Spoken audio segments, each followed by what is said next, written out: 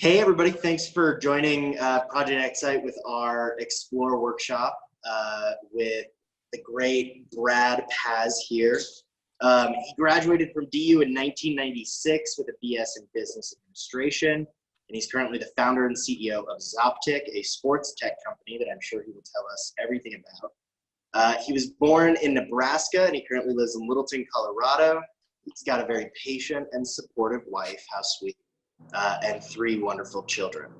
And so Brad is going to be telling us the story about how he built a business as a solo and non-technical founder, see if he can share any tips for the rest of us. And I think we've just got a great story here today. And so Brad is going to run through a little bit more about himself and his work. And then as you guys have any questions, you're welcome to just chat with everyone and submit those, and then Brad can answer them as we go through. Brad, I'll leave it up to you, so take it away. And then if you guys have any questions, just submit them as you sort of think about them, and we'll talk through. So thank you very much, Brad, for joining us. Yeah, thank you for inviting me on today. A little bit of background, as mentioned, I am from Nebraska. I grew up in a small farming community in western Nebraska. I don't have a hustle story. I didn't sell candy bars or anything like that. But I'd say my influence growing up would be my grandfather. He moved from Mexico, was a migrant worker, and basically was able to acquire his own farm. So I think watching him just staying persistent with his business and establishing himself in the farming community was probably my biggest influence. After high school, I went to junior college. I had a passion to try and play basketball. That didn't work out, so finished JUCO, and then I went to DU, as you mentioned, 94 through 96. I think that was unique in itself because I wasn't, at least at the time, a traditional student. When I started at DU, I actually had a 2-year-old daughter, so I have very fond memories, and I think it was a great fit for me, considering where I was, in my life, having a family and taking care of them. After I graduated, I went into investments, worked for Merrill Lynch for 5 years, transitioned into personal lines insurance for about 17 years, and did various things from agent to actually owning and operating. And then basically transitioned into Zoptic. I think basically what Zoptic is, I'll give you a high level overview because I want to share, some things that I experienced, but really Zoptic is building a tracking and video system for elite youth and college athletic teams.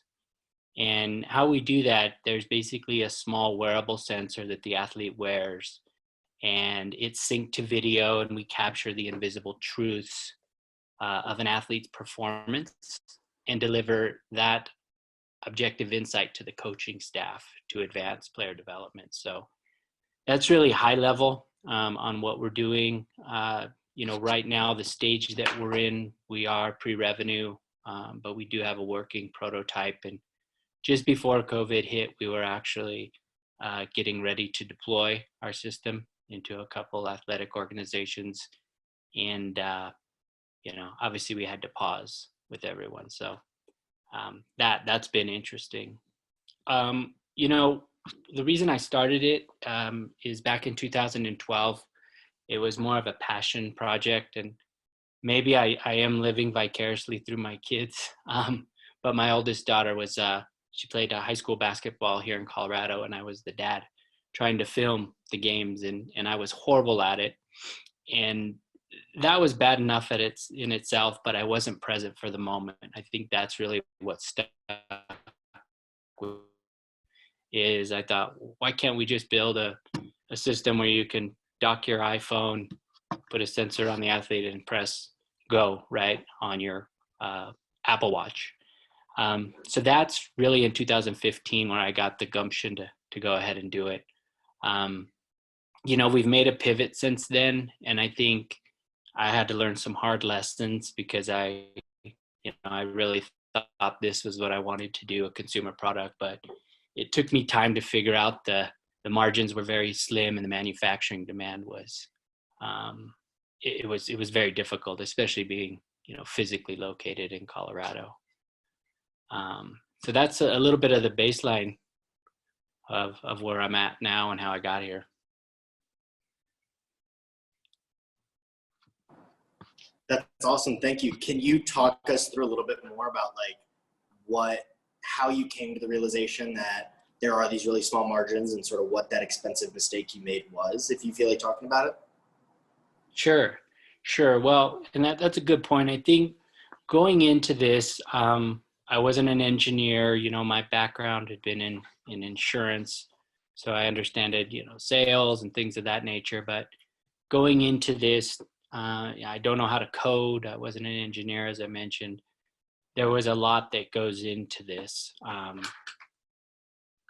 And I think what I learned rather quickly is that, you've got to surround yourself with really good people. And that's hard. I think out of the gates, I probably didn't do enough vetting and really getting to understand, who are my advisors, who's on the team, who's working on what.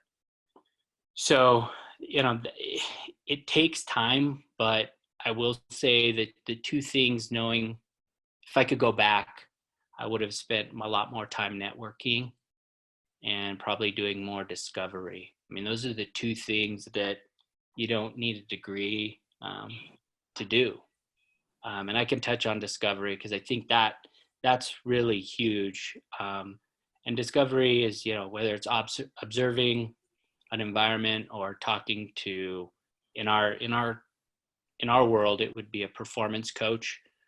It's incredible what you can learn and then you can incorporate into, your story and basically the business model. Yeah. How do you think you approached and sort of handled the situation in retrospect? So knowing what you did at the times that you did, do you think that you handled them in a sort of quick and efficient way? And what ways do you think you could have improved? Yeah, I don't think it was quick. It could have been much quicker. And again, kind of in retrospect, looking back, finding another founder would have been prudent. Again, it's not easy because now you have, someone to basically agree or disagree with your decisions. On the flip side, it's nice because when there's a capital call, you have someone else participating as well. But that's really what I would have done, is really try to find somebody with some technical. Fortunately, I found two within the last 6 months that really round out our company. Nice. Could you talk us through a little bit about how you manage a technical team, or how you manage a team who's doing work that you don't quite understand how to do? Trust. A lot of it is trust. You can look at their resume and background and, they could have MIT and all these other accolades. Ultimately, though, it comes down to trusting that those people are doing, that you're all on the same page with the same vision. How do you think what do you think is the strongest way to communicate that vision and get not only their buy-in to actually work really hard as a team, but to develop the sort of knowledge where you can actually trust them to handle their job pretty much end to end? I think it's challenging, especially as a startup with limited capital, because, they're typically taking, a lower than market compensation. So you have to work a cap table, to determine, how much incentive can we give you. So that's kind of step one, right? Just to get them mentally there. You don't want them bolting, right, when somebody who can pay double or triple. So what I've done in the past is I like having all of the engineering and support team just kind of regularly be engaged, even though we're building, and like my hardware engineers in San Francisco, trying to make sure that they're communicating and getting a feel for one another, I think has been helpful. And always continuing to communicate the long-term vision, right? Because I think as long as we're all on the same page, how we get there, might be different in each facet. But I think that's been one way that I've tried to keep everything together. Yeah. And so can you share with us a little bit about that long-term vision for your company? Sure. I think the system that we're building is currently been validated in the professional ranks. I think if you look at, the pros, they're working with the top 1% in the world, and it's important to make sure that those athletes can be on the court, on the field, right? Because the revenue that they can generate is there. I think the long-term vision is to bring that kind of performance training, down to the youth and amateur levels of elite athletes, because I think moving the needle with, your above average athlete, with some of the coaches we've met, I think they could move the needle significantly. I mean, it would be really tough to move the needle on LeBron, right? LeBron James, I mean, you just want to keep him healthy and on the court. But when you look at, your elite athletes, whether it's club sports or college, at least based on the pool of performance coaches we've talked to, I think that they can move the needle. And ultimately, it comes down to the emotion that me as a parent have experienced, right? When your child wins or loses, that's really the crux of it for me is, I've experienced both ends, and they're both necessary. But I think with the performance coaches across the country, there's an opportunity to help a lot of athletes, right? Whether it's advance their performance or, support them from a injury mitigation, reduce that risk of injury. So. Well, Peter submitted a question and he asked, how much of a business plan did you have prior to starting your company? Not much. I really didn't have a lot. I'd say it took me a year, maybe a year and a half. But during that time, I was constantly out doing discovery. I can't stress how important discovery is, because it'll tell you something. It might tell you to quit what you're doing, but it tells you something, right? And you'll find that there's consistencies within what you're being told that, they make sense. So no, it probably took us a year and a half. And that business plan is always evolving. I probably jump in there too often, and I sometimes you have to go with what you got, and you have to make assumptions and make sure you can support those assumptions. Yeah. What kind of discovery are you talking about, and how do you think you should best go about doing that type of discovery? Can I finish actually that other question? Yeah. Something just popped up. Yeah, I think that the business plan is huge, and I'll come back to that. I think the business plan is huge. What I didn't realize is that, a great idea is, I don't want to be cliche, but dime a dozen, right? I think you want to make sure that there is a sound business, right? Somebody will pay for it, not just, hey, that's great and cool, because I think that's what I thought with my consumer product. Oh, wouldn't this be fantastic? But when you started looking at the numbers and the economics around it, it didn't make business sense, So I think it's really important that as soon as you can, start building out that financial model, and then build your story around that, because your financial model should tell a story, right? And I think now that I'm looking back, it's easy for me to tie my pitch to my numbers, right? And I think that's incredibly difficult, but it's worth the all the pain that you have to go through.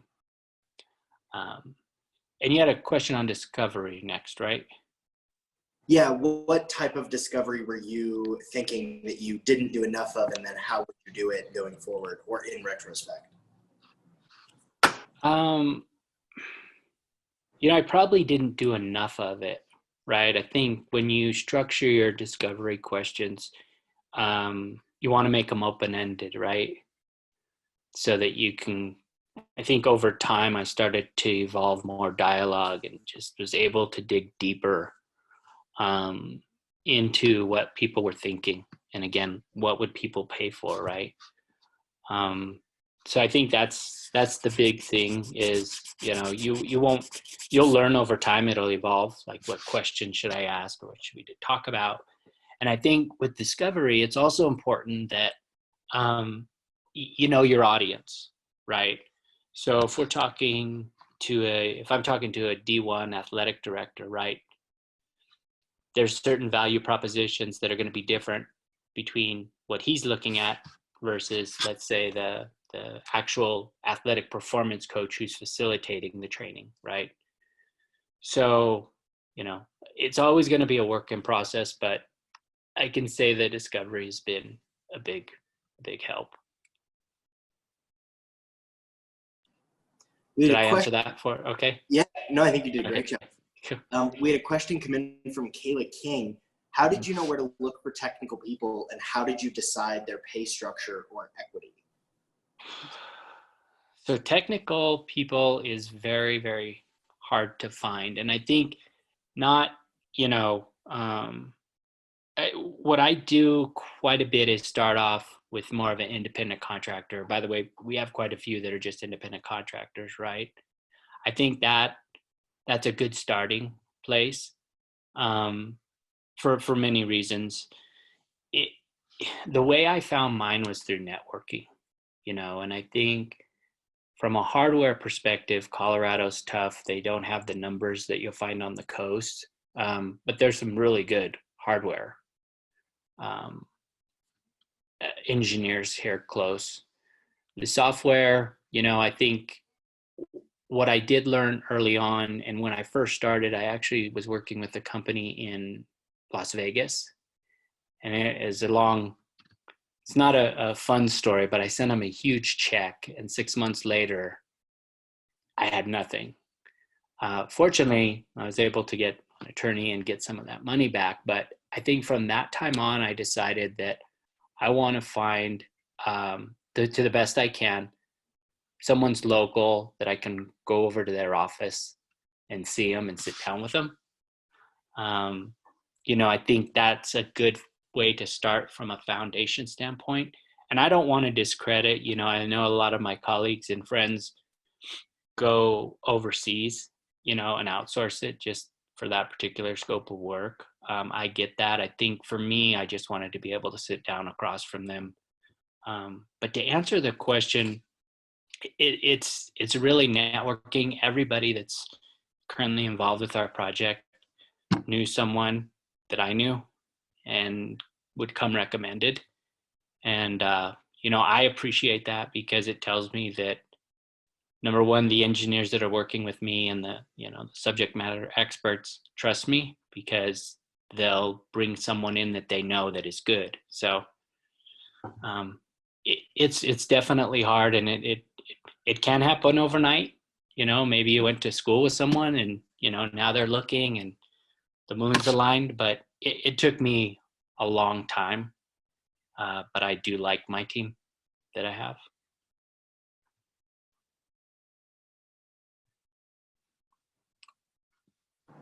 There we go. So we got a follow-up from Kayla King.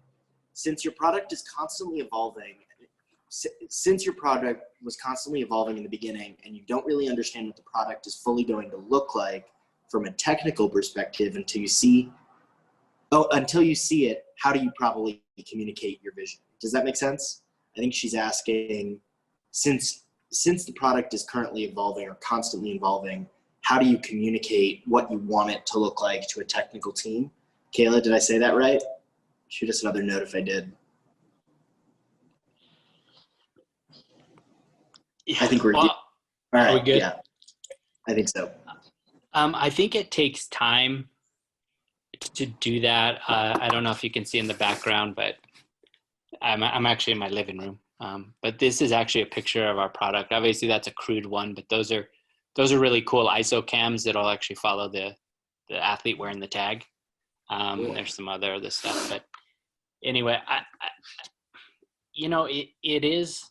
I'll tell you what I did because this was difficult for me to share that vision. So I looked at getting some graphic design work, to try and communicate that, but it's real expensive. It's real expensive, right? To get those kind of CAD designs and things put together. So I never really did it. I think I just, try to do it in chunks, right? Say, okay, this is the basic system, of what I want it to do, hence that's a pretty, kind of large, cumbersome system. And then just kind of let it evolve itself. If I had the capital, I probably would have done some renditions, and eventually we will, right? Because you'll reach that stage where that's expected. But if I had a good friend that did CAD design, I probably would already hit him up, but I don't. And I think being able to verbally communicate kind of what you're looking for is the best place to start because it's always going to evolve. So if you spend $4,000 with a CAD designer and 2 months later you're like, I think we're going to tweak this or we're going to change that. So that's just my perspective on it. Thank you. We got another great question from Richard, and this is actually exactly where I wanted to head. Do you have an advisory board or an advisory group?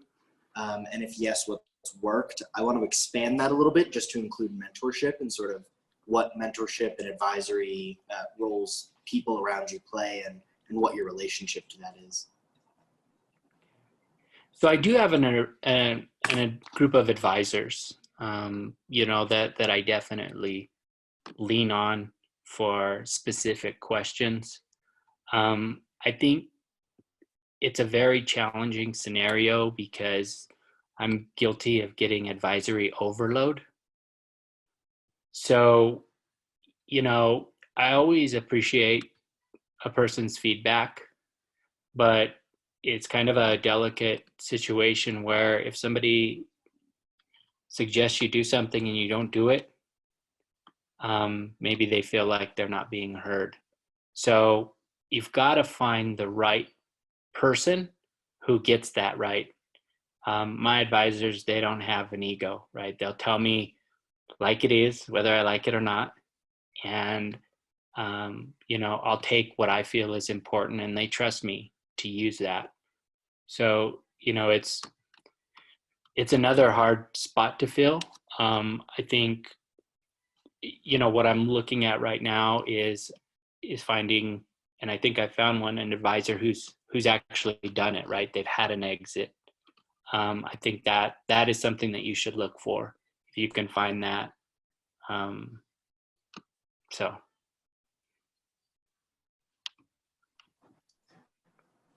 Another question from Peter Castillo. Realizing COVID-19 has disrupted everything as it has, do you see this project continuing to move forward? It seems elite athletes and certainly young athletes, high school age, who feel that they have a chance at the next level are looking for opportunities to continue their development. Have you planned for the near future? Yeah, it's, the ghost date on when we can get back out into the field it's tough to deal with right now. I think sports plays a big role in the U.S. society, as far as taking us, transitioning out of wars and things of that nature. I mean, I think there's, there's still going to be that demand. I can tell you that a month ago I had to review our business fundamentals because it changed, right? Your projections aren't probably going to be what you thought they were. It's going to take time. I think, as I mentioned earlier, we're in a position where we can pause, without too much pain. but we're also still continuing to raise capital because there's a lot of remote engineering that can be done. And I think that will make a big difference when we kind of hit the ground running. There was a second part about elite athletes. Did I cover it? Let me double check. Oh, it's talking about younger athletes that are looking to continue their development, and what role your product plays in that development. So our product is really built around performance coaches. I think when you look at our niche, it's kids from the ages of 14 to 21 and over, right? That's really where we're focused at. I sometimes wonder, myself included, the word elite is all kind of, it's all based in what's in your head, right? I mean, my kids play 2 club sports right now, and we spend quite a bit of time and money on those things. So I think that from what we've seen in the market, there's a lot of there's definitely a lot of competition to attract and develop talent, whether it's a club sport, whether it's a high school, whether it's a college. So, I think the demand's going to be there. And I think that there's a market, for that type of thing. Yeah, that makes sense. Give us a little advice about managing a remote engineering team and what sort of tactics you're using to make that much more efficient and manageable for you. Well, it's new right now. I can tell you that most of the team, except for our hardware engineer, is in Colorado. I think what he does that's been a huge benefit to me is he documents everything, right? So we have a shared Google folder. Typically, I let the hardware and engineer guys communicate. But if there's a situation where a software guy says, hey, what about this? I can easily reference into, our shared portal. We haven't yet, but we're planning on having kind of a team Zoom conversation. In the past, we would all kind of get together, maybe not all collectively, but whatever piece of the product we were working on, we'd get those 2 people or 3 people in the same room and kind of, iterate, discuss what's the best approach. But a lot of it, I would say, is just consistent communication, right? Even if someone's not working on anything right now. I know last week I sent out an update of the executive summary, because I'd made some adjustments and updates to it. Just making sure we're all on the same page and heading the same direction. So obviously it's really important for everybody on a team to be rowing in the same direction, speaking the same language. Do you think that in response to the current crisis, the way your team does that will change fundamentally?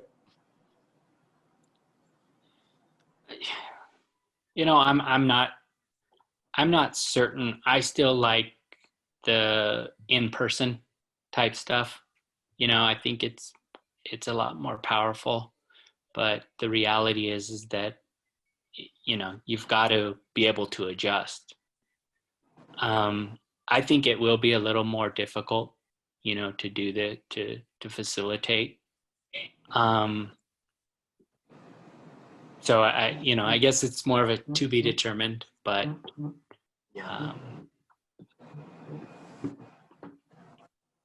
Okay. Do we have any more questions from people that are in our audience? Or Brad, is there anything else that you feel like you want to add to sort of your story and any more tips and advice you would have for student founders or people that are involved with DU? No, probably maybe like the students. I've always kind of been uncomfortable, I guess I shouldn't say uncomfortable. I'm more of an introvert. than an extrovert. And I think it's really important just to be authentic, with who you are. That would just be, something. I think I've always been previously concerned if people like me, and not everybody does. But I think if you can find people that like and trust you, they're going to work with you. I think starting a business, there's so many different hats that you have to wear early on. But I think it's important because I learned things the hard way that I'll never forget.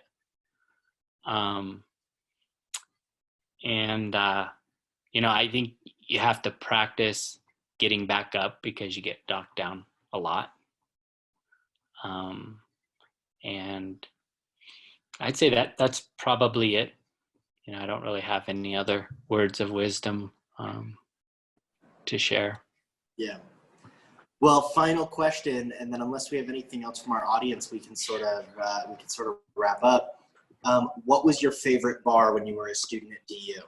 Oh, that's easy. Well, I shouldn't say that's easy. The Border. It's not there anymore. Technically, I believe it still is. Is it? They changed the names, but it's all the same people that own it. So really? I think right now it's Quixote's, like Don Quixote. Oh, okay. I drive by there, but I haven't stopped in a long time. Michael. But the Border was the place. Yep, I think it cycled through. It was the Border, then it was Angel's Landing, and now it's Quixote's. So it's good to know that your favorite's still around. That's right. All right. Well, thank you everybody for joining us today.